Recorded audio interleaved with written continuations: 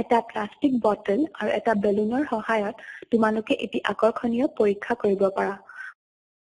বটলৰ তলিৰ ওচৰত এটি সৰু ফুটা কৰি তাত এডাল টান ষ্ট্ৰ সুমুৱাই দিয়া।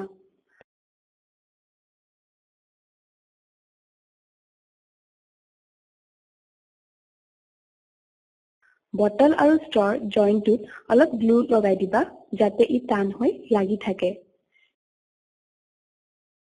এতিয়া এটা বেলুন বটলৰ মুখনিত লগোৱা আৰু বটলৰ ভিতৰলৈ ঠেলি দিয়া।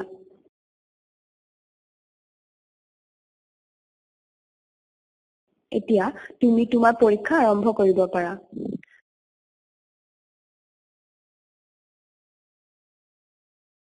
তুমি ষ্ট্ৰৰে বায়ুখিনি টানিলেও বেলুনটো বটলৰ ভিতৰলৈ ফুলিবলৈ ল'ব।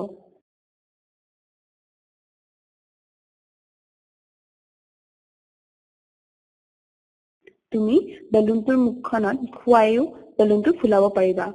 যদি এতিয়া আঙুলিৰে ষ্ট্ৰৰ মুখখন বন্ধ কৰি দিয়া, বেলুনটো ফুলিয়ে থাকিব, অথচ তাৰ মুখখন খোলা আছে। আচৰিত নহয়নে? তুমি যিমানেই বায়ু টানিবা ষ্ট্ৰৰে বেলুনটো ফুলিয়ে যাব।